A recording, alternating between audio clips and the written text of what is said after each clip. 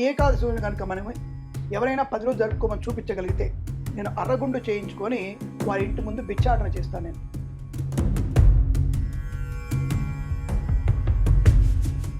గుడి పూజారులని బెదిరించడము, కనీసం తండ్రి ఎలా చనిపోయాడో తెలిసినా సరే కొడుకు అదే మార్గంలో నడవడం,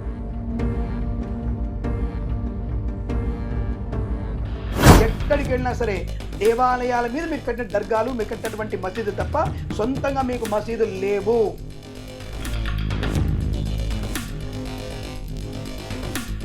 సంభాజీ గురించి ఎప్పుడన్నా విన్నారా మీరు? మన పుస్తకాల్లో బాబరు, అక్బరు, ఔరంగజేబు, షాజహాను. ప్రేక్షకులందరికీ వార్తా ఛానల్కు స్వాగతం. వైకుంఠ ఏకాదశి, ద్వాదశి 2 రోజులు మాత్రమే జరుపుకుంటామా, లేకపోతే 10 రోజులు కూడా దీన్ని జరుపుకోవచ్చా? ఏ గ్రంథాల ఆధారంగా దీన్ని చెప్తూ ఉన్నారు? మరి ఇంతకీ ఇలా జరుపుకోవచ్చా, జరుపుకోకూడదా? ఇలాంటి అనేక రకాల విశేషమైన విషయాలను మనకు తెలపడానికి మన ముందున్నారు కిరణ్ శర్మ గారు. వారితో మాట్లాడి మరిన్ని వివరాలు తెలుసుకుందాం.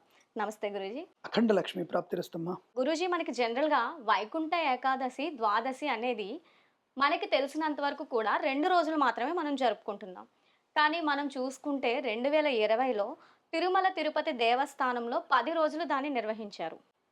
అంటే జగన్ గారి ప్రభుత్వంలో అలా జరగడం అనేది జరిగింది. మరి ఇంతకీ ఇది జరుపుకోవచ్చు అంటారా? నిజంగానే మన గ్రంథాల్లో దీనికి సంబంధించి ఏమన్నా ఉందంటారా?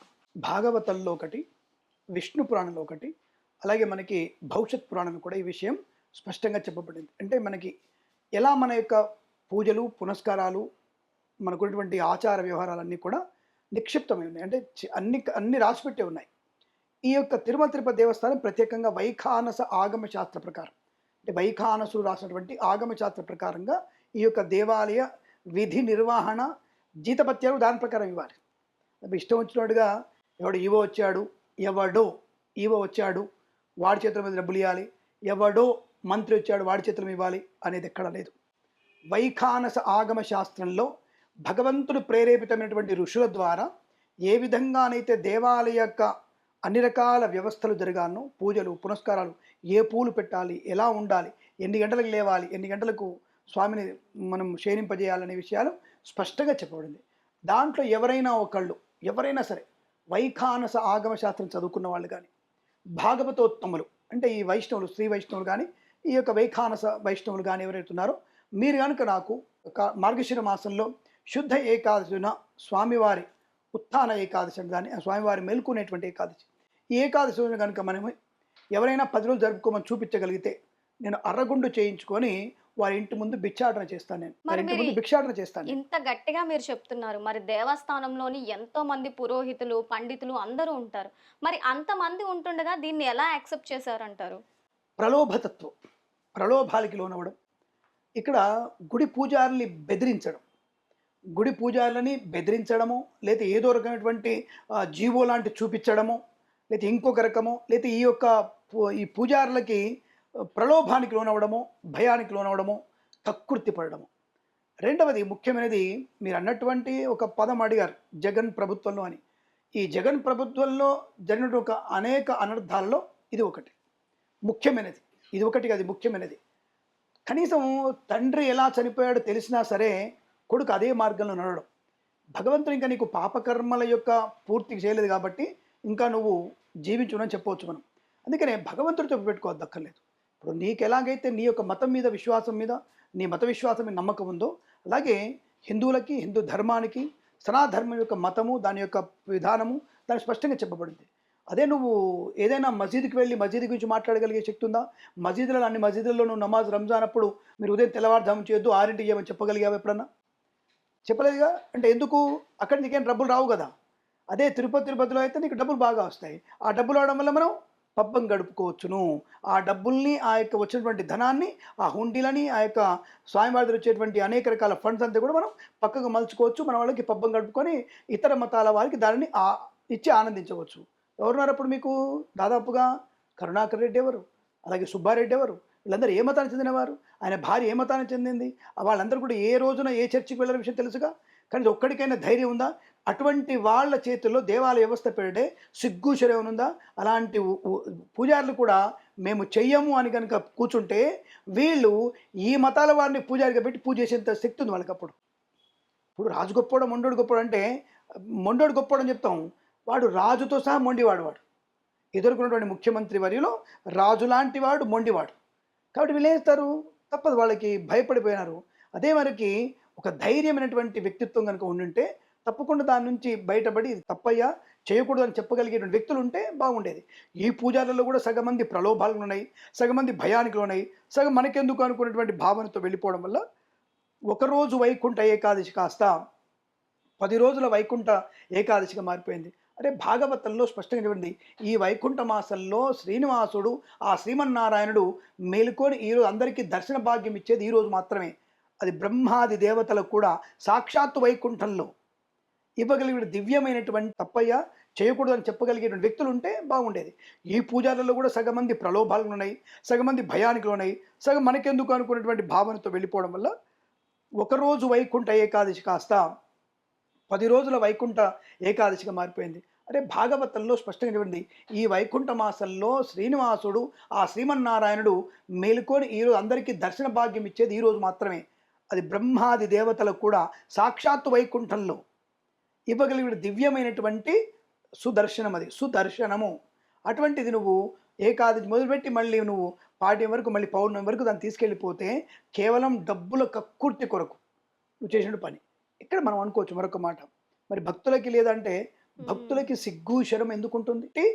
సుదర్శనం, అది సుదర్శనము.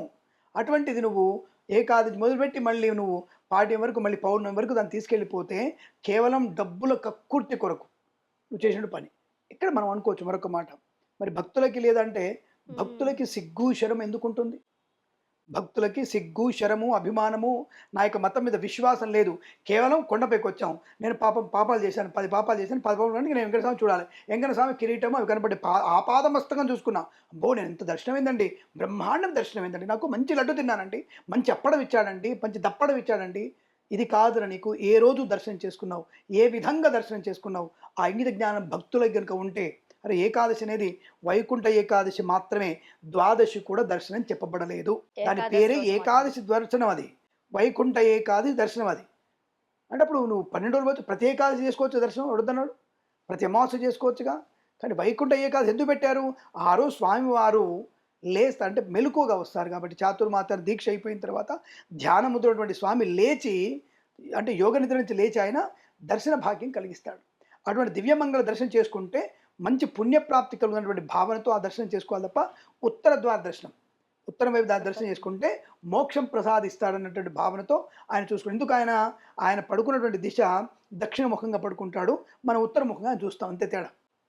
అదే తేడా ఇంకోటి ఏం లేదు. ఆయన కళ్ళు తెరవగానే మనం కనబడతాము, అమ్మాయి ఆయన దృష్టి మన మీద పడింది. భారతంలో ఒక దగ్గర ఉంటుంది, దుర్యోధనుడు అండ్ అర్జునుడు ఇద్దరు కూడా వచ్చి పడుకుంటే ఈ దుర్యోధనుడికి కొద్దిగా నేను కాళ్ళ దగ్గర ఉంటానా అని చెప్పేసి అదృష్టాన్ని పోగొట్టుకుంటాడు. అంటే లేవగానే ఎవరి దృష్టి పడుతుందో వాళ్ళు ఆ జన్మాంతం సుఖంగా ఉంటారు. అది పోగొట్టుకొని కాళ్ళ దగ్గర ఉండని చెప్పేసి వాడు తల దగ్గరికి వెళ్ళిపోయి అర్జునుడు వచ్చేసి కాళ్ళ దగ్గర నిలబడి లేవగానే బావా నమస్కారం అని చెప్పేసి దండం పెట్టుకోగానే అంటే వారికి వరాన్ని ఇచ్చినట్టుగా అటు తొలి వరం మనకు వస్తుంది, తొలి దర్శన భాగ్యం మనకు కలుగుతుంది, తొలి స్వామివారి చూపు మన మీద పడుతున్న భావనతో అలా వెళ్ళేటువంటి ప్రయత్నం చేయడం దానికి మంచిదే, పుణ్యబలం. ఆ వైకుంఠ ఏకాదశి దర్శనం పునర్జన్మ రాహిత్యాన్ని కలిగిస్తుంది. శాస్త్రం చెప్పబడింది, తోసుకొని చంపుకొని ఒకళ్ళనొకళ్ళు చంపి నేను దర్శనం చేసుకున్నటువంటి భావనతో రష్గా రద్దీగా చేసుకోమని చెప్పలేదు. మనం జరిగినటువంటి కాశీబుకు జరిగిన దేవాలయం అలాంటి ప్రమాదం జరిగింది. అందుకే అన్నాను, ఎందుకంటే ఈ ప్రజలను తప్పు మాడుతున్నారు, సిగ్గుచడం మాడుతారంటే ఇదే, నువ్వు భక్తితో వినమ్రతగా నిదానంగా ప్రశాంతంగా నువ్వు భగవంతుడిని కొలుచుకునేటువంటి అవకాశాన్ని పోగొట్టుకొని తోసుకుంటూ ఒకళ్ళ మీద ఒకళ్ళు నెట్టుకుంటూ పోయి అవతలి వాళ్ళ మరణానికి నువ్వు కారణమైనటువంటి వ్యక్తిగా నువ్వు ఏకాదశి చేసుకుంటేమిటి, ద్వా చేసుకుంటేమిటి, అమావాస్య చేసుకుంటేమిటి. ఇప్పుడు మాస శివరాత్రి అమావాస్య ముందు రోజు శివదర్శనం చేసుకోవాలి. మరి శ్రీశైలంలో కానీ వేములవాడ రాజంలో కానీ అంత రద్దీ ఉంటుందిగా, అక్కడ స్వామి దర్శనం చేసుకుంటేరా ఆయన పుణ్యం రావట్లేదా? అంటే ఇక్కడ వైకుంఠ ఏకాదశికి భాగవతోత్తములు చెప్పినటువంటి ఒక మంచి ప్రయత్నము, ఆ రోజు స్వామి దివ్యమంగళ స్వరూపాన్ని మనం దర్శించుకోవడం వల్ల పుణ్యం ఉంటుందని భావన. అదో వదిలిపెట్టి తోసుకోవడం వల్ల మన నష్టం ఉంటుంది. అందుకే భక్తులు కూడా సిగ్గుచడం లేదు, 1,00,000 రూపాయలు ఇచ్చాను స్వామిని చూసుకున్నాను, పాపాలు చేశాను పోగొట్టుకున్నాను, చూడంగానే పాపాలు పోయినాయి, ఎందుకు పోతారు నీ పాపాలు? నువ్వు స్వామి చూస్తే నిజంగానే అలా పాపాలు పోతాయి. పాపాలు పోతాయంటే ఎవరు భూమి మీద అసలు ఎవరు బాధలే ముస్లిం ఉండవు కదా! ఎవరు ఉండరు ఇప్పుడు. అలా అంటే ఇక ముస్లిమ్స్ అందరూ కూడా అసలు వాళ్ళు మర్డర్లు చేసి డైరెక్ట్‌గా వెంకటేశ్వర స్వామి దగ్గరికి పోయి దండం పెట్టుకుంటే సరిపోతది. అదేంటండి అలా మాట్లాడారంటే, ఎక్కడెక్కడ నేర చరిత్ర ఉందో, ఎక్కడెక్కడ నేరం జరిగిందో అక్కడక్కడ ముస్లిమ్సే ఉన్నారు. మళ్ళీ మీరు అనొచ్చు, అండ్ ముస్లిమ్స్ తప్పు మాడుతున్నారు. ముస్లిమ్స్ అందరూ చెడ్డవాళ్ళని నేను చెప్పట్లేదు. ఎక్కడెక్కడ నేరం జరిగిందో, ఎక్కడెక్కడ మీకు బాంబ్ బ్లాస్ట్‌లు, హత్యలు జరిగినాయో, మొన్న జరిగిన కానిస్టేబుల్ మర్డర్ గానీ, ఇంకొకళ్ళని గానీ, మీరు ఎన్నైనా మీరు సోషల్ మీడియాలో చూసుకోవచ్చును. జరిగిన నేరాలన్నిట్లలో దాదాపుగా 90% 90% మంది ముస్లిమ్సే ఉంటారు. మళ్ళీ మీరు ముస్లిమ్స్ చెడ్డవాళ్ళు అంటున్నారండి. చెడ్డవాళ్ళందరూ ముస్లిమ్స్ అని చెప్తున్నా నేను. చెడ్డవాళ్ళందరూ ముస్లిమ్సే. ముస్లిమ్స్ అందరూ చెడ్డవాళ్ళని నేను చెప్పలేదు. కాబట్టి అలాంటి వాళ్ళు వెళ్ళి మరి వెంకటేశ్వర స్వామి దగ్గర దర్శనం పెట్టుకుంటే అయిపోతుందా? లేదా మక్కాకు పోతే అయిపోతుందా? లేదా వీళ్ళందరూ క్రిస్టియన్స్ జెరూసలేం పోతే అయిపోతుందా?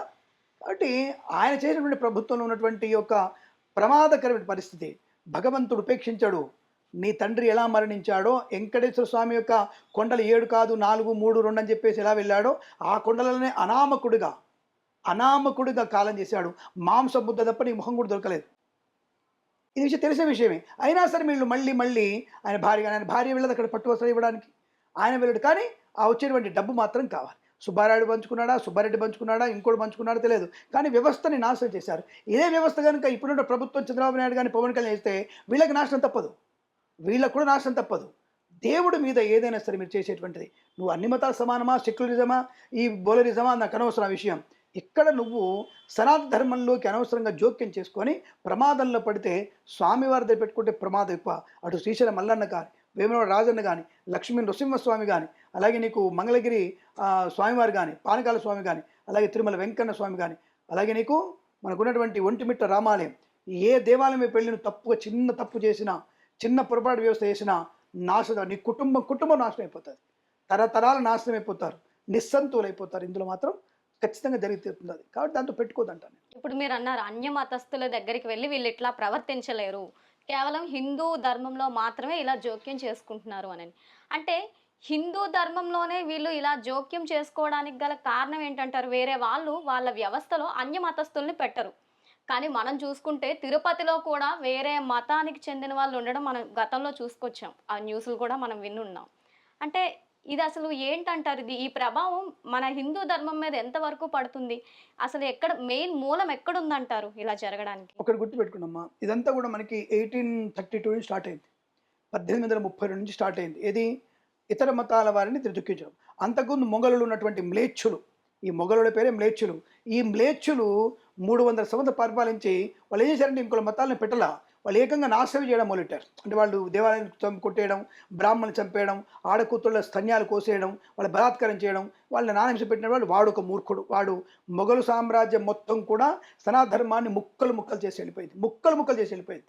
సో వాడు దేవాలయం చెప్పాడు. ఇప్పుడు జోగులాంబకి వెళ్ళండి మీరు, జోగులాంబ దేవాలయం ఉన్నటువంటి విస్తరణ మొత్తం కూడా అది దేవాలయ వ్యవస్థ, దేవాలయ కట్టడాలు అవన్నీ కూడా ఇప్పుడున్నటువంటి వారణాసిలో కానీ, ఇంకెక్కడైనా సరే, మధురలో కానీ, జోగులాంబలో కానీ, ఎక్కడికి వెళ్ళినా సరే దేవాలయాల మీద మీరు కట్టిన దర్గాలు, మీరు కట్టినటువంటి మసీదులు తప్ప సొంతంగా మీకు మసీదులు లేవు.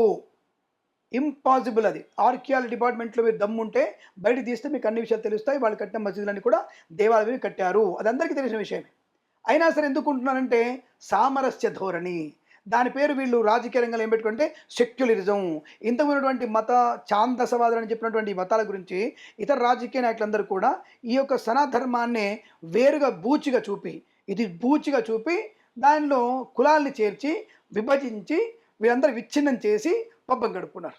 దాంట్లో మాదిగలు అని చెప్పేసి వీళ్ళని, రెడ్డి కుమ్మరి వీళ్ళని చెప్పి కొంతమందిని, కమ్యూనిస్టు భావాలతో కొంతమందిని ఇలా విచ్ఛిన్నం చేసి పబ్బం గడుపుకున్నటువంటి వ్యక్తులు కొంతమంది రాజకీయ నాయకులు పూర్వకాలంలో.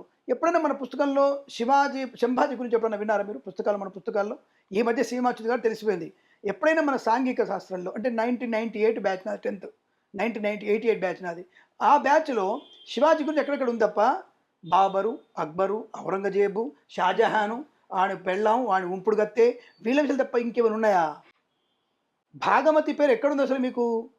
అసలు ఎక్కడ రాసింది అసలు?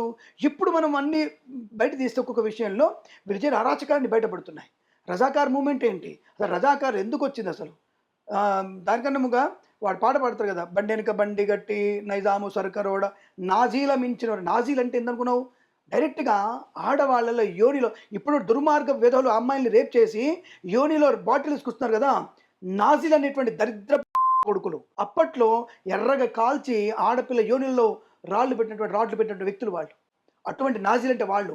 నాజీని మించినవుడో రజాకారుడు, నాజీని మించినవురో నైజారు సర్కరుడు అని పాట పాడేటప్పుడు, నాజీల మించినవురో నైజాము సర్కరోడ అంటే ఎంత క్రూరులు వాళ్ళు ఆలోచించండి. కేవలం హిందూ యువతుల్ని మాత్రమే క్రూరంగా చంపినటువంటి వ్యక్తులు వీళ్ళందరూ కూడా. వీళ్ళ గురించి గొప్పగా రాశారు మన సామాన్య శాస్త్రంలో, ఇతర శాస్త్రాలు. మనం ఎందుకు రాలేదు మన వాళ్ళు అంటే, మన వాళ్ళకు ఉన్నటువంటి ఆలోచన లేదు. మనం ఫస్ట్ నుంచే ఇది మొఘల్లో ఇది చెప్పినప్పుడు దీన్ని కంటిన్యూ చేస్తూ చాప కింద నీరులాగా ఇతర మతాల వాళ్ళ యొక్క ప్రభావాన్ని తీసుకొచ్చేసి మత యొక్క పులుము తెలిపి మీ మతంలో మిమ్మల్ని మాలమాదిగల్ని గుళ్ళోకి రానియరు, మీరు అంటరాని వాళ్ళు, కాబట్టి మాకు ఎట్లాంటి రాని ఏం లేదు, మా దగ్గర లేదు, మీరు మా దగ్గరికి వచ్చేసి మాతో కూర్చొని చికెన్ మటన్ తినండి, నీకు ₹100 ఇస్తాం, నా కొవ్వొత్తి పట్టుకొని కూర్చొని నేను ఒక ఆయన అంటే ఇలా పరాయి మతాలన్నీ కూడా సనాతన ధర్మం మీద దెబ్బ కొడుతూ వచ్చేసి మనల్ని నానా రకమైనటువంటి భయంతో, ప్రలోభంతో ఇతరులు చేయమంటే, ఇప్పుడు మీ అమ్మగారి మిమ్మల్ని కొట్టారు, సపోజ్ మేము దెబ్బ కొట్టారు, వెంటనే మీరు ఎక్కడికి వెళ్తారు? నాన్న దగ్గరికి వెళ్తాడు. నాన్న దగ్గర లేడు, ఎవరి దగ్గరికి వెళ్తాడు? అనే దగ్గరకు, అక్క దగ్గరికి వెళ్తారు. అక్క ఉంటుంది, పోలే నాన్న అమ్మ మంచిది కాదులే, ఏం కాదులే అంటే అలా మిమ్మల్ని ఊరడిస్తే కానీ మీకు అమ్మ మీద కోపం తగ్గిపోదు. ఇది భావన.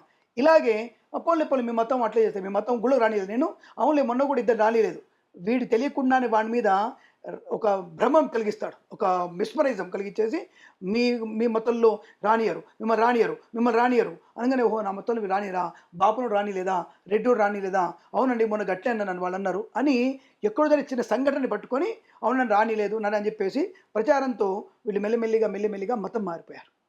ఇక్కడేమిటి, 1/4 కిలో అన్నానికి, 100 కిలోల 10 కిలోల చక్కెరకి, 2 కిలోల బియ్యానికి, వీటికి అమ్ముడుపోయినటువంటి వ్యక్తులు మన వాళ్ళందరూ కూడా. అంటే ప్రలోభానికి, భయానికి, బాధకి, పోన్లే మనకెందుకు అనుకొని సెక్యులరిజం అనే పేరు పెట్టుకొని మనల్ని మనమే విభజించుకొని మన దేవాలయ వ్యవస్థను ఆచరించుకుంటాం. ముఖ్యంగా ఎందుకు వచ్చింది ఇది అంటే, ఎందుకు ఈ వర్ణాలు ఏర్పడ్డాయంటే స్వామి నుంచే వర్ణాలు ఏర్పడ్డాయి.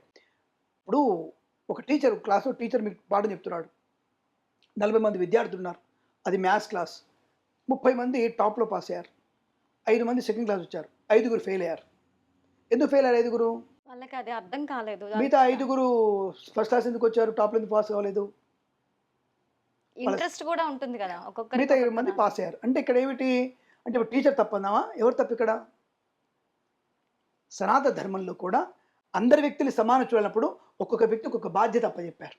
దాంట్లో వాళ్ళ ఫలితాన్ని బట్టి వాళ్ళకి మేధస్సు కలిగిన వాడు, ఒక మంచి స్థాయి వాడు, తక్కువ స్థాయి వాడు, కొద్ది స్థాయి వాడు అని చెప్పేసి 4 డివిజన్లు చేసినప్పుడు దాంట్లో ఈ కింద డివిజన్ ఏమిటంటే, ఓ వీడు పైనోడు బాపునోడు, వాడికి బాగా నాలెడ్జ్ ఉంది కాబట్టి నన్ను తొక్కి పెడుతున్నాడు అని వీడు అనుకోవడం, వీడిని ఉసిగొల్పి రెచ్చగొట్టేసి నిన్ను వాడు బాపునోడు బాగా చదువుకుంటున్నాడు, నేను చదువుకొనిట్టాడు, ఒరే నువ్వంటూ పని చేయకపోతే, నువ్వంటూ దేవుడు కట్టకపోతే, నువ్వంటూ విగ్రహం తయారు చేయకపోతే బాపునోడు చేసేదే ఉంటుంది అక్కడ. ఈ విషయం ఎందుకు మర్చిపోయాడు వీడు? అర్థం కాదు. ఇప్పుడు దేవుడు తయారు చేసేది ఎవరు? కింది వాళ్ళే కదా. బ్రాహ్మణ వైశ్య శూద్ర క్షత్రియుని పెట్టారు కదా. శూద్రుడు కింద అంటున్నాడు, చూసావా శూద్రుడిని 4 చేశారు, నువ్వు ముఖం రావచ్చుగా, రైట్ శూద్రుడిని ముఖం తీసుకొచ్చాం. అప్పుడు పొరపాటున దండం ఎక్కడ దండం పెడతారు? దేవుడికి కాళ్ళకి దండం పెడతారు. చూసావా నువ్వు పైనుంచి వచ్చినా సరే వాడు కాళ్ళకి దండం పెడతాడు, అంటే బాపును దండం పెడుతున్నాడు అనేటువంటి వీళ్ళందరూ కూడా ఇటువంటి ఉగ్రభావం ఉన్నటువంటి వ్యక్తులు వీళ్ళు, కమ్యూనిజం భావం ఉన్న వాళ్ళు వీళ్ళు. ఇప్పుడు మరి కాళ్ళు కింద ఉన్నాయి కదా, శూద్రుడు అంటున్నాం కదా, మరి దేవుడు ఎక్కడ కాళ్ళు దండం పెడుతున్నావు? కింద పెడుతున్నాడు, శూద్రుడు దండం పెడుతున్నట్టేగా. మరి ఆ ఇందుకు దాన్ని ఎట్టుపోయిందిరా మీకు? దీని విషయంలో మనల్ని ప్రలోభ పెట్టి మనల్ని పల్చన చేసి 10 మందిలో మనల్ని బలహీనలు చేసి వాళ్ళ పబ్బం గడుపుకుంటున్నారు. దానివల్ల మనకు ఈ వ్యవస్థ నాశనం అవుతూ, గుడి బడి అనేటువంటి వ్యవస్థ నాశనం అవుతూ, బాపును అంటే వీని శత్రుత్వం, క్షత్రుడు అంటే వాని శత్రుత్వం పెట్టేసి మనలో మనకి గొడవలు పెట్టేసి సెక్యులరిజం అనేటువంటి పదాన్ని జొప్పించి వాళ్ళు పబ్బం గడుపుకుంటున్నారు. రాజకీయ నాయకులు, క్రూ రాజకీయ నాయకులు అంటున్నాను. కాబట్టి వాళ్ళ విషయాలు పట్టుకొని అసలు ధర్మాన్ని పోగొట్టుకుంటున్నాం. అయినా సరే మొగల్లా అంటూడే ఏం చేయలేదు. నువ్వెంత, నీ బాబు ఎంత, నీ బతుకెంత, నువ్వు చంద్రబాబు నాయుడు అయితే ఏమిటి, పవన్ కళ్యాణ్ అయితే ఏమిటి, జగన్ అయితే ఏమిటి, రేవంత్ అయితే ఏమిటి, కేసీఆర్ అయితే ఏమిటి, ఇంకోడైతే ఏమిటి, ఈవెంతో ప్రధానమంత్రి మోడీ అయితే ఏమిటి, నీ ధర్మాన్ని పాటించేంత వరకు నువ్వు కనుక వీళ్ళందరూ మొగల్లాంటి వాళ్ళు ఏం పీకలేకపోయినారు, నువ్వేం పీకగలుగుతావు? ఇప్పుడు మళ్ళీ అది ఉత్థాన స్థితికి వచ్చే అవకాశం ఉంటుంది. అది మళ్ళీ ఎంత నువ్వు తొక్కి పెడుతున్నా అంతకు 100 రెట్లు సనాధర్మం పైకి వచ్చే అవకాశం. కాబట్టి ఈ తుచ్చ రాజకీయ నాయకులు చేసేది ఏం లేదు. కానీ మీరు అన్నట్టుగా మనకి బుద్ధి, సిగ్గు, శరము, జ్ఞానం ఉంటే దేవాలయ వ్యవస్థ అభివృద్ధి పొందితేనే జ్ఞానం పెరుగుతుంది. జ్ఞానం పెరిగితేనే సమాజం బాగుంటుంది. సమాజంలో అంటరాంటరం మంచిది కాదు, నేను యాక్సెప్ట్ చేస్తాను. కులాల రాహిత్యమైనటువంటి సమాజం కావాలి, నేను ఒప్పుకుంటా దానికి. కానీ ఎవరి డ్యూటీ వాళ్ళకు ఉండాలిగా. ఇప్పుడు కలెక్టర్ ఆఫీస్లో కలెక్టర్ ఒక దగ్గర కూర్చున్నాడు కదా, ఎక్కడ కూర్చుంటాడు? ఒక ఆయన గది ఉంటుంది, మరి ఆ బిల్ల బంటుందిగా కూర్చోబెట్టాడు, పక్కన కూర్చోబెట్టాడు ఆయన పక్కన. ఇప్పుడు డ్రైవర్ని పక్కన కూర్చోబెట్టొచ్చుగా కలెక్టర్ ఆఫీసరు. ఎందుకు డ్రైవర్ బయటే ఉండాలి, కలెక్టర్ మాత్రం ఛాంబర్లో ఎందుకు ఉండాలి? యేసుడు ఆయన ఒక్కడికి ఎందుకు? ఆలోచించండి. అంటే అది ఆయన విద్వత్తుకి, ఆయన జ్ఞానానికి, ఆయన తాహతకి సంబంధించినటువంటి కాబట్టి ఆయన ఒక ప్రత్యేక గది ఉంది. ఇక్కడంతే బ్రాహ్మణుడు వేద విజ్ఞానము చదువుకున్న వాడికి ఒక ఉన్నత స్థానం. వైశ్యుడు వ్యాపారానికి, సమాజ హితానికి ధనాన్ని సమకూర్చేవాడు వైశ్యుడు. క్షత్రుడు కాపాడగలవాడు, బ్రాహ్మణుడు కానీ శూద్రుని కానీ వైశ్యుడిని కాపాడగలవాడు. శూద్రుడు ఎవరెవరి అవసరం ఉందో దాన్ని తీర్చగలిగేటువంటి శక్తి ఉన్నవాడు శూద్రుడు. నువ్వు ఫ్రీగా చేస్తావు ఏమన్నా? నువ్వు ఒక కుర్చీ చేసినా, ఒక కుమ్మరి పని చేసినా, ఒక పని చేసి ఫ్రీగా చేస్తావు నువ్వు? నీకంటూ వాళ్ళకి వస్తువుని ఇస్తారు, నీకంటూ బంగారాన్ని ఇస్తారు వాళ్ళు. అంటే నీ యొక్క ఆనందాన్ని నువ్వు పొందుకుంటూ వాళ్ళకి నువ్వు ఉపయోగపడతావు. సేవ చేయడేమి, సేవ అనాదిగా సేవ చేసేది అబద్ధాలు అవన్నీ. కింది స్థాయి నిమ్న కులమే సరే సేవ ఎప్పుడు చేయలేదు, అబద్ధం అంతా కూడా. బ్రాహ్మణ సేవ చేయలేదు, ఎవరి పని వాళ్ళు చేసుకున్నారు. ఎవరి పని వాళ్ళు చేసుకొని వాళ్ళ జీవన సాంగత్యాన్ని పొందుకున్నారు, వాళ్ళ జీవన ప్రయాణాన్ని సాగింది తప్ప ఒకరు సేవ చేయని భావన అబద్ధం. సేవ ఎవడూ సేవ చేయలేదు, ఎవరి పని వాళ్ళు చేసుకున్నారు, విద్యుత్ ధర్మాన్ని పాటించారు. అది మనం కూడా పాటిస్తే మన వాళ్ళని ప్రతిరోజు గుడికి తీసుకెళ్ళి ప్రతిరోజు మనం మన సంస్కారముని, సంస్కృతిని చెప్పగలిగితే అద్భుతమైనటువంటి మళ్ళీ ఉన్నత స్థానానికి వచ్చే అవకాశం ఖచ్చితంగా ఉంటుంది. ఇప్పుడు ఉన్నతంగానే ఉన్నాం, ఇంకా ఉన్నతంగా ప్రపంచానికి ఉన్నతంగా ఉండగలిగే శక్తి సనాతన ధర్మానికి మాత్రమే ఉంది, ఇంకో ధర్మానికి లేదు. 10 రోజులు ఏదైతే ఉందో చేస్తున్నామో మనం, అంటే మనం హిందూ ధర్మం ప్రకారం మనకు కూడా కొన్ని తెలుసు. అంటే ఏకాదశి, ద్వాదశి ఈ తిథుల్లో మాత్రమే వస్తాయి, ఇంతవరకు మాత్రమే ఉంటాయి అనేది మనకు తెలుసు. సో నేనేమంటానంటే మన సాంప్రదాయాన్ని మనమే కాపాడుకోవాలి. మరి 10 రోజులు పెట్టినప్పుడు జనాలందరూ ఆ 10 రోజులు అసలు ఎందుకు వెళ్లారంటే, మనం తర్వాత జనరేషన్‌కి మనం మిస్‌గైడ్ చేస్తున్నట్టే కదా! అంటే మన ఖచ్చితంగా. సాంప్రదాయాలు ఇవన్నీ వాళ్ళకి తెలియవు కదా! ఇప్పుడు మనం ఈ 10 రోజులు చేస్తే నెక్స్ట్ జనరేషన్ ఏమనుకుంటారు? ఓకే. ఏకాదశి, ద్వాదశి అంటే మనం 10 రోజులు జరుపుకోవాలి అని చెప్పి అనుకుంటారు. ఎస్. మరి దాన్ని మనం ఇక్కడే ఆపొచ్చు కదా! అదే అంటున్నా. హిందువుల ధర్మంని మనం ఇక్కడే కాపాడొచ్చు కదా! అవును, మన కరెక్టే. నుంచి కూడా అది రావచ్చు కదా! 100%. ఇప్పుడు అదే మరి అంటారు. ఎందుకు ఇది రావట్లేదు మనకు? మీరు అన్నట్టుగా ఏకాదశి అంటే ఫ్యూచర్లో ఏమవుతుందంటే ఏకాదశి అంటే దశి ఉందిగా పదం అంటే 10 అంటే టోటల్ 11 రోజులు మనం దర్శనం చేసుకోవాలన్నటువంటి భావనకి వెళ్ళిపోతారు. ఇంకా మన సంస్కృతం సగం సగం అర్థం, మిడిమిడి జ్ఞానం. ఏకాదశి అంటే 11 అంటే 11 రోజులు ఈ వైకుంఠ ద్వార దర్శనం అన్నటువంటి భావనని ఈ ఇతర మతాలు వచ్చేసి అదే పని. అంటే మన యొక్క ఉన్నటువంటి వ్యక్తిత్వాన్ని, మన ధర్మాన్ని అనేక రకాలుగా పక్కదారి పట్టించగలిగే అవకాశం. మీరు అన్నట్టుగా మన యొక్క దాంట్లో కూడా అరే మనం ఏ రోజు వెళ్ళాలి అనే ఇంగిత జ్ఞానం మనకే ఉండాలి. కాబట్టి ఏకాదశి వైకుంఠ ఏకద్వార దర్శనం అంటే ఒకరోజు మాత్రమే, మిగతా రోజులు వెళ్ళకూడదు. కానీ వ్యాపారాత్మక ధోరణి. రెండవది ఏమిటంటమ్మా, ప్రతి ఒక్కడికి భయం పట్టుకుంది, పాప భీతి పట్టుకుంది. ఈ పాప భీతి, భయం అనేది తప్పకుండా మనిషిలో ఏదో ఒక దర్శనం చేసుకుంటున్నాగా, స్వామివారు ఏ దర్శనం కలగట్లేదు, సరే వైకుంఠ ద్వార దర్శనం 10 రోజులు ఉంది కదా, సరే ₹1,00,000 పోయినా సరే ₹1,00,000 కట్టేసి నేను నా పెళ్ళం పిల్లలు దర్శనం చేసుకొని బాబు సర్వ పాపానం సమర్పయామి అని చెప్పేది దండం పెట్టుకు సరిపోతుందిగా అనే భావనతో ఏదో దర్శనం చేసుకుంటున్నారు వాళ్ళు. లైన్లో పడాలంటే 18 గంటలు పడుతుంది, 20 గంటలు పడుతుంది. కొన్ని 300 టికెట్ అంటే మళ్ళీ ఒక 6 గంటలు పడుతుంది, టికెట్ దొరకట్లేవు. ఇది వైకుంఠ ద్వార దర్శనం ఇన్స్టాంట్ దర్శనం కదా, అంటే వాడు 10 లక్షలు కట్టు వచ్చి దర్శనం చేసుకొని చెప్తున్నాడు, ప్రచారం ఆడే చెప్తున్నాడు. వైకుంఠ ద్వార దర్శనం కుటుంబ సభ్యులందరూ కలిపి 5 కలిపి 10 లక్షలు కట్టేయండి, దర్శనం చేసుకోండి రండి, వీఐపీ బ్రేక్ దర్శనం మీకు. ఆ 10 మందిలో 100 మందికి దర్శనం అయిపోయేంత వరకు మామూలు ఉన్నటువంటి జనాలందరూ భక్తులందరూ కూడా నానా ఇబ్బందులు పడవచ్చు. పిల్లలతో పాపలతో నడుచుకుంటూ వచ్చిన వాళ్ళందరూ కూడా ఇబ్బంది పడవచ్చు. ఈ ఇంగిత జ్ఞానం మనకు ఉండాలి. సరే వీఐపీ దర్శనం అవుతా నేను కూడా అన్నాను, నేను చాలాసార్లు చెప్తాను, చాలామంది వచ్చేసి వీఐపీ బ్రేక్ తీసేయాలంటారు. సపోజ్ మనకి ఇప్పుడు మనం వీఐపీ దర్శనం మాడుకుందాం, సరే వైకుంఠ ద్వార దర్శనం అనేది ఒకరోజు మాత్రమే, అది ఒక రోజును పట్టుకొని మనం వెళ్ళాలి, మీతో వెళ్ళకూడదు, సంప్రదాయాన్ని పాటించాలి. మీరు చెప్పినట్టుగా మనం ఇప్పటి నుంచే బీజం వేస్తే అది మహావృక్షమై వైకుంఠ ఏకాదశి దర్శనం ఒక రోజు అనేటువంటి భావనతో తప్పుకుంటారు. అది ఇప్పుడు బీజం పడాలి మనకి. ఇప్పుడు మన ఛానల్ ద్వారా అటువంటి బీజం పడితే 100 మంది మారిన ఆ 100 మంది 1000గా 1000 లక్షగా 1,00,000 కోటిగా అయిపోయి తప్పకుండా మన ద్వారా మారగలిగే అవకాశం ఉంటుంది. కాబట్టి వైకుంఠ ద్వారం ఒక రోజే. ఇప్పుడు వీఐపీ దర్శనం మాడుకుందాం. మనం చాలామంది దీన్ని వ్యతిరేకిస్తుంటారు, నేను వ్యతిరేకించాను, యాక్సెప్ట్ చేస్తాను. వీఐపీ దర్శనం ఉండాల్సిందే. ఎందుకు ఉండాలి స్వామి అంటే, ఇప్పుడు సామాన్య జనాలు ఉన్నారమ్మా, సామాన్య జనాలు వస్తున్నారు, సరే వస్తున్నప్పుడు అక్కడ నీకు తిరుమలలో సరే హోటల్ నడుస్తాయి, లేకపోతే ఇంకోటి పైన హోటల్ లేవు, అసలు తీసేస్తారన్నీ. ఏదో హుండీ నడుస్తుంది, హుండీలో ₹100 ఇస్తారు, సరే అక్కడ కొనుక్కుంటారు, స్వామి దర్శనానికి ఏదో ఉంటుంది, నో ప్రాబ్లం. ఇక్కడ ఎంతమంది సామాన్య జనాలు వస్తారు? ఒక సామాన్య జనాలందరూ కలిసి ఒక 1,00,000 మంది కలిస్తే అక్కడ ఒక సత్రం కట్టగలుగుతారా? కట్టలేరు. అదే ఒక విఐపి వచ్చే వ్యక్తి ఈజీగా సరే అండి తప్పకుండా అడుగుతాడు, స్వామి ఇది దేవాలయం అంటే తప్పకుండా అంటే నేను ఒక 10 కోట్లు ఇస్తాను తప్పకుండా అది కట్టండి అని చెప్తాడు తప్ప, మరి ఆ విఐపి అనే వ్యక్తి 10 కోట్లు ఇచ్చి పెట్టగలుగుతాడు. సపోజ్ సచిన్ టెండూల్కర్ ఉన్నాడు అనుకుందాం మనం, ఆయన రావాలి, సామాన్య దర్శనం వస్తే ఎంతసేపు పడుతుంది ఆయనకి? ఆయన టైం వాల్యూ ఎంత? ముఖేష్ అంబానీ నిమిషానికి ఎంత వాల్యూ? నిమిషానికి ఆయన గంటకి దాదాపు 200 కోట్లు అనుకుంటాను నాకు తెలిసి, నిమిషానికి తెలియదు. నిమిషానికి 200 కోట్లు అంటే అటువంటి వ్యక్తి నీకు 10 గంటల లైన్లో నిలబడి నువ్వు దర్శనం చేసుకుంటే ఆయన వల్ల మనకు వచ్చే జీడిపి ఎంత? ఆయన మనకి కట్టే ట్యాక్స్ ఎంత? ఇండియాకి కట్టే ట్యాక్స్ ఎంత?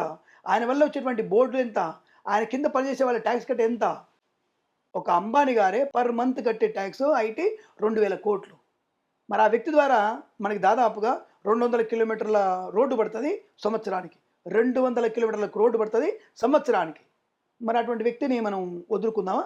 మరి ఆయన విఐపీ వచ్చినప్పుడు మనతో పాటు 18 రావాలా? అలా కొంతమంది తప్పకుండా ఉంటారు. కలెక్టర్ గారు వచ్చారు, ఆయన వల్ల ఒక డిస్టిక్కి పని ఉంటుంది. డిప్యూటీ కలెక్టర్ వచ్చాడు, ఆయన వల్ల 10,000 మందికి ఇబ్బంది ఉంటుంది. కాబట్టి ఈ విఐ బ్రేక్ తప్పకుండా ఉండాలి. నేనేమంటా వారానికి 2 సార్లు పెట్టండి, వారానికి 2 సార్లు, ఉదయం 2 గంటలు, సాయంత్రం 2 గంటలు అంతవరకు పెట్టి సామాన్య భక్తులకు ఎక్కువ టైం ఇవ్వమంటా నేను కూడా. కానీ విఐ బ్రేక్ రద్దు చేయండి అని చెప్తుంటారు వీళ్ళు. అది అబద్ధం, అసందబ్ధం అది. ఇప్పుడు ఇలా అంటే కొంతమంది అంటారు, అంటే వాళ్ళ పనులే వాళ్ళకి గొప్ప, మా పనులు మాకు కూడా అరే గొప్పే కదా అని అంటారు. సమాజానికి ఉపయోగపడే వ్యక్తులు గొప్ప అంటారే. సమాజానికి ఉపయోగపడే వ్యక్తులు గొప్ప. నువ్వు తీసుకొచ్చే ప్రతి చెంచగానికి నువ్వు మినిస్టర్ పి అని చెప్పి, మినిస్టర్ పిఏ మనోడు అని చెప్పేసి, మినిస్టర్ పిఏ బ్రోకర్ అని చెప్పేసి ఇట్లా తీసుకొచ్చి పెట్టడం చెప్పాను నేను. సమాజానికి ఉపయోగపడే వ్యక్తులందరూ కూడా తప్పకుండా ఉంది. ఇప్పుడు ఇంకోటి, ఒక్కొక్క విఐపి టికెట్ చాలా కాస్టే ఉంటుంది. ఆ కాస్ట్ పెట్టుకుంటున్నానంటేనే తప్పకుండా వాడికి ఏదో టైం వాల్యూ ఉంటుంది. అటువంటి టైం వాల్యూ ఉంటుంది. నీకు టైం వాల్యూ ఉందా? రా నువ్వు విఐపిలోకి రా. మీ అందరు కలిసి మీరు గ్రామంలో 50 మంది కలిసి విఐపి బ్రేకులు మీరు రండి. 50 మంది కలిసి ఒక 20,000, 2 లక్షల రూపాయలు తీసుకొచ్చేసి దాన్ని కట్టేసేయండి. ఇగో ఈ వసతి మా కోసం, మా ఊరి ద్వారా దీనికి మేము ఏర్పాటు చేస్తున్నాం, ఇది కట్టండి అని చెప్పండి. మీకు విఐపి బ్రేకే ఉంటుంది అక్కడ కూడా. అంటే సమాజానికి ఉపయోగపడాలి. అక్కడ వసతి కల్పనకి ప్లస్ దేవాలయం ద్వారా ఈ తిరుమల నుంచి కట్టేటువంటి దేవాలయ వ్యవస్థ అభివృద్ధి పొందడం, సనాతన ధర్మం పరిడవిల్లడం, అనేక దేవాలయాలు విదేశాలకు కట్టబడడం, ఇవన్నీ కూడా ధర్మంలో ఒక భాగమే. కానీ అవన్నీ సామాన్యటువంటి వ్యక్తులు వచ్చేటువంటి ధనంతో సరిపోదు. నేను భక్తుల అవమానం చేయట్లా. వారంలో 2 రోజులు, ఉదయం 2 గంటలు, రాత్రి 2 గంటలు, 3 గంటలు మాత్రమే విఐ బ్రేక్ పెట్టి మిగతా ఉన్నటువంటి ప్రతిరోజు కూడా సామాన్య భక్తుల కొరకు కేటాయించండి. తొందరగా వాళ్ళకు కూడా ఒక నిమిషం, కనీసం ఒక 1/2 నిమిషం, 30 సెకండ్లు అక్కడ స్వామి చూసుకునేటువంటి భాగ్యాన్ని కలిగించండి. ప్రతి ఒక్కళ్ళు కావాలి. ప్రతి ఒక్కళ్ళు దగ్గర నుంచి వెళ్ళేటువంటి అవకాశం ఇవ్వాలి మనం కూడా. అలా ఇవ్వండి, తప్పకుండా అనుకూలంగా ఉంటుంది, భక్తుల్లో కూడా అనుకూలత ఉంటుందనే విషయం. అంటే నేను విఐ బ్రేక్ని వద్దని చెప్పట్లేదు, వద్దని చెప్తున్నాను. ఖచ్చితంగా విఐ బ్రేక్ ఉండాల్సిందే. అలా అని చెప్పేసి దాని యొక్క పరిధి దాటిపోకూడదు, సామాన్య భక్తులకు ఇబ్బంది కలిగించొద్దని నా భావన. ఇది సరిగ్గా అర్థం చేసుకున్న వాళ్ళకి సరిగ్గా అర్థమవుతుంది, అర్థం చేసుకున్న వాళ్ళకి వ్యర్థంగా వినపడుతుంది, అంతకు మించి ఇంకోటి ఏం లేదు. అయితే ఇప్పుడైతే స్వామి శ్రీనివాస సరస్వతి గారు, అలాగే టీటీడీ పెద్దలు, చంద్రబాబు నాయుడు గారు, ఇంకా ఈఓ, అలానే టీడీపీ దేవాలయంలో ఎవరైతే మెయిన్గా ఉన్నారో వాళ్ళు ఒక అప్పీల్ అనేది పెట్టుకుంటున్నారు. అంటే ఏకాదశి, ద్వాదశి 2 రోజులు మాత్రం. ఇప్పుడు మీరు అన్నట్టు ఒక రోజు లేదు, మరీ కాదంటే ద్వాదశి రోజు, ఈ 2 మాత్రమే పెట్టండి అని చెప్పి వాళ్ళు విన్నతి అయితే చేశారు. ఇప్పుడు ఇది ఎంతవరకు సక్సెస్ అవుతుంది అంటారు? చెయ్యాలంటారా, అసలు వద్దంటారా? ఇందాక అనుకున్నది అలా చేయడం కోసం ఇంతసేపు మాట్లాడుకున్నాం. ఇంతసేపు నా కంఠశోష అంతా కూడా ఒకరోజు మాత్రమే చేయాలని భావన. రెండవ రోజు అనేది వైకుంఠ ద్వాదశిగా చెప్పబడింది. అంటే స్వామివారికి నివేదనలో మనకి చేసుకోవడానికి వైకుంఠ ద్వాదశి పెడతా అంటున్నారు. కానీ అది 2 రోజులు అసలు ప్రస్తుతం. అది ఒకరోజు మాత్రం ఎంతమంది చూసుకుంటారమ్మా? 1,00,000 మంది చూసుకుంటారు, చాలా అంతే. రాత్రి వరకు 1,50,000 మంది చూస్తారు, చాలా. అంతకంటే ఎక్కువ అక్కర్లేదు, అంతకుమించి అక్కర్లేదు దాంట్లో. అంతవరకు ప్రాప్తం అది. అది ఎవరికి ప్రాప్తం, ఆ శ్రీనివాసుడు దర్శన భాగ్యం ఎవరికి ఉంటుందో అంతవరకు తప్ప ప్రతి ఒక్కరికి ఇవ్వాలంటే ఇప్పుడు 12 కోట్ల మంది వెళ్ళాలి. తెలుగు ప్రజలందరూ కూడా 12 కోట్ల మంది ఉన్నారు. అందరు వెళ్తే అవుతుంది అక్కడ? అవ్వదు కదా. కాబట్టి ఆ రోజు వరకు ప్రాప్తం ఎవరికి ఉంటుందో ఆ భగవంతుడికి ఇస్తారు. తొక్కిసలా లేకుండా ప్రశాంతంగా వెళ్ళి వినమ్రమైనటువంటి దృష్టితో ప్రశాంతతో దర్శనం చేసుకుంటా శ్రీనివాసుడిని. అనుకూలమైన శుభయోగం ఉంటుంది. వీళ్ళ అప్పిల్లా తెలిసినంత వరకు తప్పకుండా అది యాక్సెప్ట్ రూల్ కదా. అది వైఖానస ఆగమ శాస్త్ర ప్రకారం నడవాలంటే వాళ్ళు అప్పీల్ చేయడం ఏంటి? అది రూల్ కాబట్టి అలాగే ఉంటుంది. నువ్వు వచ్చి మధ్యలో రూల్ మార్చుకున్నావు. నువ్వు వచ్చేసి ప్రభుత్వ అధికారిగా చెలామణుతూ ముఖ్యమంత్రిగా పెత్తనం చేస్తూ 10 రోజులు పెట్టని చెప్పేసి అప్పుడున్నటువంటి చైర్మన్లు అందరూ కలిసి దాన్ని పొడిగించారు తప్ప అంతకుముందు ఇది లేదు. అంటే 2019 ముందు 18 అది లేదు కొత్తగా పెట్టారు. అది ఇక మీద ఉండకపోవచ్చు. అప్పీల్ చేయాల్సిన అవసరం లేదు. వైఖానస ఆగమ శాస్త్ర ప్రకారంగా దేవాలయం ఎలా దర్శనాలు ఉంటాయో అలా ఉంటే అది ఆటోమేటిక్గా ఉంటుంది. మీరు అప్పీల్ చేయడం ఏంటి? అది భగవంతుడి యొక్క శాసనం. అది నువ్వు అప్పీల్ చేయడానికి. నువ్వు మఠాధిపతి అయితే ఏంటి, ముఖ్యమంత్రి అయితే ఏంది, ఎవడైతే ఏంది, నువ్వు అప్పీల్ చేయాల్సిన అవసరం లేదు. అది రూల్ ప్రకారం నడవండి అని చెప్తే చాలు. బాబు మీరు జోక్యం చేసుకోమంటే అంటే చాలు. దండం పెట్టి శ్రీనివాసుడికి స్వామి జోక్యం చేసుకో, మీ బోర్డు మీరు ఎలా నేస్తారో అది వైఖాన శాస్త్ర ప్రకారంగా దర్శనం చేయండి అంటే చాలు. నీ పెత్తనం అక్కర్లేకుంటే చాలు, ఆటోమేటిక్గా అది బ్రహ్మాండం జరిగిపోతుంది. మీరు అప్పీల్ చేయాల్సిన అవసరమే లేదు. అంటే ఇప్పుడు జనాలందరూ కూడా ఆ 10 రోజులు తెరిచి ఉంచడం వల్ల ఇప్పుడు మీరన్నారు మనకొక పాప భీతి అనేది మనలో చాలా ఉంది. అంటే ఎన్ని చేసినా కార్తీక మాసంలో ఇట్లా చేస్తే అన్ని పాపాలు పోతాయి. లేకపోతే వెంకటరమణ మూర్తిని ఇలాంటి సమయంలో దర్శించి ముడుపులు కడితే పోతాయి. అలా రకరకాల భావాలు మనలో ఉన్నాయి. అంటే ఇది ఎంతవరకు కరెక్ట్ అంటారు? అంటే ఇప్పుడు 10 రోజులుంది. ఇప్పుడు 10 రోజులు పెట్టుకున్నారు వాళ్ళు. అంటే వాళ్ళెలా ఎళ్తారు 10 రోజులు పెట్టుకుంటే? మనకి తెలుసు కదా! మన సాంప్రదాయాల్లో ఏకాదశి, ద్వాదశి మాత్రమే ఉన్నాయి. మరి అలాంటప్పుడు 10 రోజులు పెట్టారని 10 రోజుల్లో కూడా వెళ్లి ఏ రోజు చూసినా నాకు ముక్తి దొరుకుతుందని ఎలా అనుకుంటున్నారు? అంటే మన సాంప్రదాయాల మీద మనకే సరిగ్గా అవగాహన లేదంటారా? ఒకటే విషయం, మనం చేసే ప్రచారం దుష్ప్రచారం అలా ఉంది కాబట్టి అలా జరుగుతుంది. మనం చేసే ప్రచారం 10 రోజులు ఉత్తర ద్వార దర్శనం అనగానే మనిషికి ఒక రకమైనటువంటి ఆనందం. అబ్బా! ఉత్తర స్వామి దర్శనం అలాగే ఉంటుంది. అలాగే ఎందుకంటే ఆయన స్వామివారు లేచిన తర్వాత ఆయన పని ఆయన చేసుకుంటూ ఉంటాడు. ఆయన అనుష్ఠానం ఆయన చేసుకుంటూనే ఉంటాడు. ఆయన ఎవరిని కాపాడుతాడు, ఆయన డ్యూటీ ఉంటుంది ఆయనకి. తప్ప ఉత్తర ద్వాదశి అని చెప్పేసి ఆ రోజు మీకోసం 10 రోజులు పడుకోడుగా. అదే ఆలోచించండి, స్వామివారు భగవంతుడు అనేవాడు తన యొక్క విద్యుత్ ధర్మాన్ని తను ప్రవర్తిస్తూనే ఉంటాడు. కాబట్టి అక్కడ 10 రోజులు అనేది అసలు ఎక్కడి రోజు లేదు. నువ్వు క్రియేట్ చేసుకొని దేవుడు మీరు ఎట్టకండి. మీరు క్రియేట్ చేసుకొని దేవుడు మీరు ఎట్టేసి 10 రోజులు ఆయన దర్శనం చేసుకుంటే ఉత్తర ద్వార దర్శనం అయిపోద్ది అన్నటువంటి భావన అది కరెక్ట్ కాదు. ఎట్టి పరిస్థితుల్లో మీకున్నటువంటి మితిమీరినటువంటి కోరిక, మితిమీరినటువంటి ధన ప్రాబల్యము ఆ 10 రోజులు చేస్తే మనకి బాగా రోజుకు ₹1,00,00,000 వస్తాయి, లేదా రోజుకు 10 కోట్లు వస్తాయి, 10 కోట్లు 100 కోట్లు అవుతాయి. ఆ 100 కోట్లు పబ్బం గడుపుకోవచ్చు, చైర్మన్ ఇంత, వాళ్ళింత, వీళ్ళింత అని అనేక రకాలు తినడానికి తప్ప ఎట్టి పరిస్థితులు అది దర్శనం కాదు. అది సామాన్య భక్తులైనా సరే దాన్ని ఆ విషయంలో తీవ్రమైనటువంటి మనం ఆక్షేపణ చేయగలిగితే, ఎదిరించగలిగితే తప్పకుండా భగవంతుడు కూడా మనకి అనుకూలమైనటువంటి అనుగ్రహాన్ని ఇస్తాడు. ఆ 10 రోజుల దర్శనాలకు ఉండకపోవచ్చు. అంటే మనం మాట్లాడుకుంటున్నది ఏంటంటే అటువంటి దర్శనం కరెక్ట్ కాదని అర్థం. ఇక మీదట మనకి అటువంటి దర్శనాలు ఉండకపోవచ్చు. ఎందుకంటే ఒకరోజు ఉంటుంది, మీరు అన్నట్టుగా ద్వాదశి వైకుంఠ ద్వాదశి మేబీ ఉండవు తప్ప ఒకరోజు మాత్రమే దర్శనం. మరి మిగతా రోజుల్లో మన ఇండ్లలో ఇప్పుడు భాగ్యనగరంలో మన చిక్కడపల్లి దేవాలయం కానీ, శ్రీహరికాళి దేవాలయం కానీ ఒకటి రోజు ఉంటుంది, ద్వాదశి ఉండదు. ఇక్కడ శ్రీనివాసుడు ఒక్కరోజే ఉండి అక్కడ వెంకటేశ్వర స్వామి మాత్రమే తిరుమలలో ఆయన 10 రోజులు ఉంటాడా? ఇంగిత జ్ఞానం ఎందుకు లేదు? ప్రజలు కూడా ఆలోచించండి. కాస్త మనకి భిన్నంగా ఆలోచించొద్దు. సనాధర్మంలో ఉన్నది ఆలోచించండి. ఉన్నదాన్ని ఆలోచిస్తూ సంప్రదాయబద్ధంగా మనం వెళ్ళి స్వామిని వేడుకుంటే వైకుంఠ ఏకాదశి కాకుండా మిగతా రోజుల అనుగ్రహం ఉంటుంది. ప్రతిరోజు అనుగ్రహం. ఆ దర్శనమే మహాభాగ్యం. ఏ పూర్వజన్మలో పుణ్యం చేసుకుంటే కానీ ఆ దర్శనం కలగదు. అటువంటి ధ్యానంలో ఆ స్వామిని మనం ఆ యొక్క మనస్సుతో మనం ధ్యానం చేసుకుంటే ఉత్తర ద్వార దర్శనం కంటే ఇంకా ఉత్తమ ద్వార దర్శనం మనకి ఇక్కడ మనసులో ఉంటుంది కదా. ఆ మనసులో ఉన్నటువంటి ఉత్తమ ద్వార దర్శనం మనకు కలుగుతుంది. ఆ స్వామిని అక్కడే దర్శించి ఆనందమయ జీవనాన్ని పొందుకోవచ్చు, వెంకటేశ్వరుడి అనుగ్రహాన్ని పొందుకోవచ్చు. కర్మ సిద్ధాంతం సంగతి ఏంటంటారు అసలు? ఒకటి గుర్తుపెట్టుకోండి, కర్మ సిద్ధాంతం భగవంతుడు చెప్తున్నాడు, ఏ కర్మ నువ్వు చేస్తున్నావో దాన్ని అనుభవించక తప్పదు. అలానే నువ్వు కర్మ చేయడం మానేదంటాడు. అంటే ఇక్కడ 2 రకాలు అర్థం చేసుకుంటారు. నువ్వు ఏ కర్మ చేసినా దానికి ప్రతిఫలం ఉంటుంది. అలాని కర్మ చేయడం మానొద్దు. అందుకే సుకర్మ చేయమంటాడు. 10 మందికి పనికొచ్చే కర్మ చేయి. నువ్వు పాపకర్మ చేస్తే నీకు రివర్స్ బాల్ కొడుతూనే ఉంటుంది కదా. కాబట్టి ఏదైతే నువ్వు కర్మ చేస్తున్నావో ఆ కర్మ సాఫల్యతని, ఆ కర్మ ఫలితాన్ని తప్పక నువ్వు అనుభవిస్తావు. మంచి కర్మ చేస్తే నీకు మంచి వస్తుంది, చెడ్డ కర్మ చేస్తే చెడు వస్తుంది. అదే కర్మ సిద్ధాంతం అది చెప్తుంది, భగవంతుడు అది చెప్తున్నాడు. కాబట్టి నువ్వు ఎప్పుడు కూడా నీ మనస వాచ కర్మని ఎప్పుడు కూడా అవతలి వాళ్ళకి చెడు కలిగించిన భావన వాడు తప్పక నాశనం అవుతాడు. ప్రస్తుతానికి పబ్బం గడుపుకున్న తర్వాత నాశనం అవ్వక తప్పదు. పురుగుల పడో, పుట్టుల పడో, రోగానబడో, కుష్టి వ్యాధి వచ్చేసో, భగంధర వ్యాధి వచ్చేసో తప్పక నువ్వు నాశనం అవ్వక తప్పదు. ఈ శరీరం నశించక తప్పదు. పుట్టినప్పుడే డిసైడెడ్, దెన్ మనం తప్పకుండా పెరుగుతున్నాం, దాన్ని పడిపోవాల్సిందని విషయం.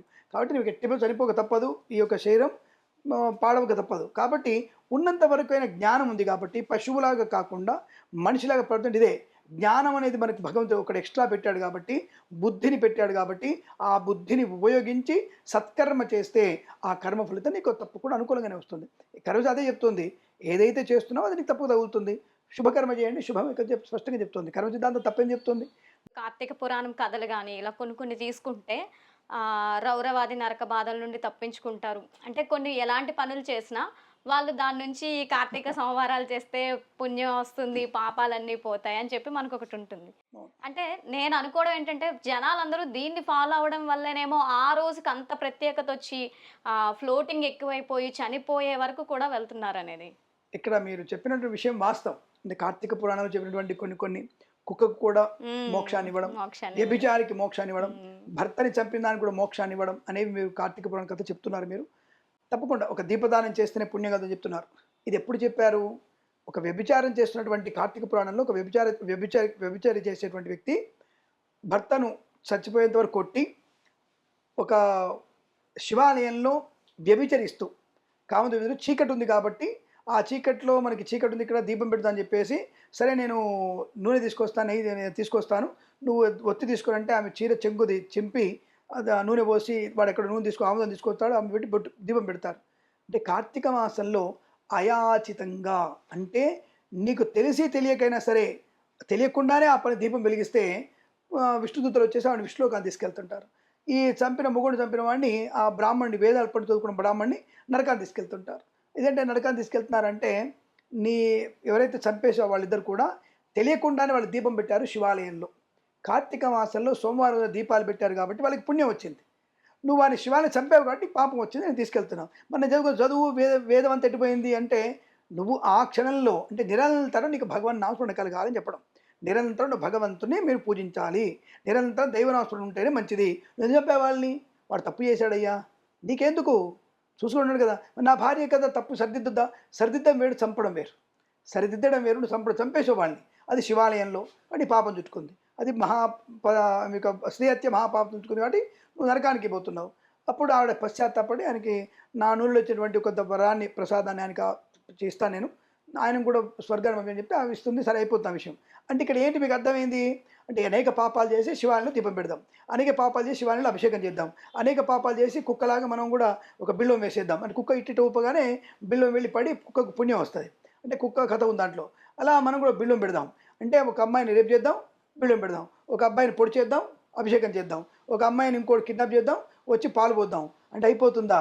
కానీ కర్మకి కర్మ సాక్షిభూతుడుగైన కాలస్వరూపుడు శివుడు కాబట్టి నువ్వు ఇక్కడ పోసిన అయాచితంగా చేయమన్నాడు. అంటే నీ భక్తితో సంకల్పముతో సత్సంకల్పంతో ఏ పని చేసినవుతుంది. అలా చేయలేకపోయినా చెడ్డ పనులు చేస్తూ తెలిసి తెలియక నువ్వు శివుడి మీద పోసిన పుణ్యం కలిగితే నువ్వు సత్సంకల్పంతో మంచి భక్తితో శ్రద్ధతో కనుక ఆ శివుని పూజిస్తే ఎంత పుణ్యం ఉంటుంది ఆలోచన చెప్పింది అక్కడ. దీన్ని అర్థం చేసుకోకుండా దీన్ని మాత్రమే అర్థం చేసుకొని వ్యర్థంగా జీవితాన్ని పాడు చేసుకుంటాను దానికి ఏం చేయలేం. కాబట్టి అలా ఎప్పుడు ఏ పురాణం చెప్పలేదు మీకు. తప్పకుండా మీరు భగవంతుణ్ణి వినమ్రతమైనటువంటి ముకులిత హస్తాలతో పూజించిన వారికి అష్టైశ్వర్య ప్రాప్తి ఆనందం ఉంటుంది. చెడ్డ పని చేసిన వాడికి తాత్కాలికమైన సుఖం అనుభవించిన నీకు వెళ్తున్న కొద్ది వయసు రీత్యా అనేకమైనటువంటి రోగాలు వచ్చేసి అదే కార్తీక పురాణంలో తాను పంది జన్మగా కుక్క జన్మగా ఎలుక జన్మగా పుట్టిన ఒక ఆడపిల్ల కథ కూడా దాంట్లో అన్ని జన్మలు పుట్టి మానువై మట్టిలో కలిసేటువంటి కథలు కూడా చాలా ఉన్నాయి. కాబట్టి చేసిన పాపానికి కూడా అక్కడే కనపడుతుంది ఫలితం. అంటే కుక్కగా పుడతావో పందిగా పుడతావో గాడిదగా పుడతావో పిట్టగా పుడతావో అనేది కూడా ఉంది. కాబట్టి పాపకర్మ అనేది ఎప్పటికైనా మనకి ప్రమాదం. అది ఒక రకమైన ఉరితాడు లాంటిది. అంటే ఉరితాడు కాదు ఒక మన తలపైనటువంటి కత్తి లాంటిది పదునైన కత్తి లాంటిది. అంటే అది సూటిగా తల మీద పడుతుంది స్మూత్గా లోపల దిగిపోతుంది మనకి. అది పాపం అనేది. అది కనబడితే సన్నగా కనబడుతుంది మనకి ఏమవుతుంది అదేం చేస్తామనని. కానీ నువ్వు ఎక్కడైతే కదులుతుంటావో నీ తలపైన ఉంటుంది ఆ పాపకర్మ అనేది.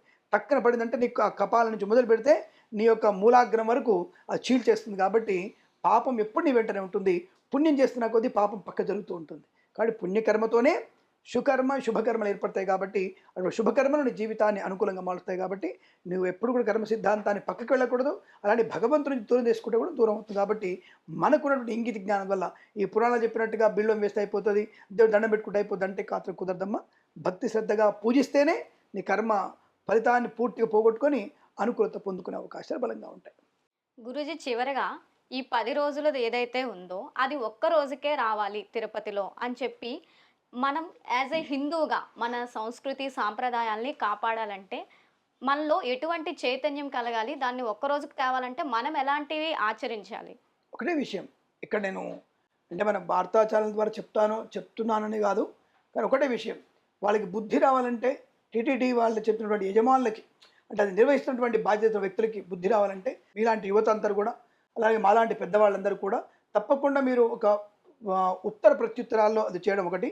రెండవది ఎప్పుడైతే అక్కడ పరకామలో మీరు డబ్బు లేకుండా ఉంటారు, ఎప్పుడు డబ్బులు వేయకుండా ఉంటారు అందరూ ఒక అప్లికేషన్ లాంటి కాగితం మాకు అనవసరమైనటువంటి దర్శనాలు వద్దురా బాబు కేవలం మాకు న్యాయబద్ధమైన దర్శనాలు కావాలని చెప్పేసి ఎవరైతే డబ్బుల రూపంలో కాగితాల మీద రాసి వేస్తారో అప్పుడు ఇది మారుతుంది. తప్పకుండా రెండవది ముఖ్యమైనది, మనకి బుద్ధి, సిగ్గు, శరము, అభిమానము, దైవభక్తి ఉన్న వాళ్ళమైతే అటువంటి ఇబ్బందికరమైనటువంటి వాతావరణంలో వెళ్ళకుండా, అంటే పద్ధతి పాడు లేకుండా, ఏకాదశి, ఉత్తర ఏకాదశి అనేది వైకుంఠ ఏకాదశి ఒకరోజు వదిలిపెట్టి పంచమి రోజు, షష్టమి రోజు చేసుకుంటా అంటే ఆయన సుబ్రహ్మణ్య స్వామి లేదా ఆయన శివుడా? ఆయనకు పద్ధతి ఉంది. శివుడిని పెట్టాల్సిన నామాలు శివుడికి పెట్టాలి, వెంకన్న స్వామి పెట్టాలి, నామకి వెంకన్న పెట్టాలి. వెంకన్న నామాలు శివుడి పెట్టినా, శివుడు వెంకన్న పెట్టినా అది వంకర టింకరగా ఉంటుంది, అది ధర్మ వ్యతిరేకం అవుతుంది. కాబట్టి ఎక్కడ ఎలా ఉండాలి అక్కడ అలాగే ఉండాలి. మనం చేసేటువంటి దైవత్వము, మనం చేసేటువంటి భక్తి అనేది మనలో ఉండాలి తప్ప మనం ఇష్టమైనట్టుగా ఉత్తర ద్వారాలని చెప్పేసి ప్రతిరోజు వెళ్ళక్కర్లేదు. అలా అనుకుంటే ప్రతి మాసంలో వచ్చే ఉత్తరా నక్షత్రంలో ఉత్తర ద్వారాలు తెచ్చుకోవచ్చుగా. అది ఉత్తరాని పేరుంది అక్కడ కూడా, ఉత్తరా నక్షత్రం పేరుంది కదా ఉత్తరాని. అది రోజు పోయి దర్శనం ఎక్కువ చేసుకొని చూద్దాం మరి. అబ్బే అది ఉత్తర నక్షత్రం అండి. కాబట్టి మనకు మన విద్యుత్ ధర్మము జాగ్రత్తగా ఉంటూ అలా మన పరకామెంట్లో డబ్బులు వేయకుండా కేవలం మన అప్లికేషన్ లాంటివి లెటర్లు, వెంకటేశ్వర మాకు సహజ దర్శన భాగ్యమే కావాలి, ఇటువంటి స్పెషల్ దర్శనాలు మాకు వద్దని మనం వేసగలిగితే ఎప్పుడైతే డబ్బులకు లోటు తెలుస్తుందో అప్పుడు ఈ టీటీడీ బోర్డు అనేది మనకి మన కాళ్ళ దగ్గరికి వస్తుంది.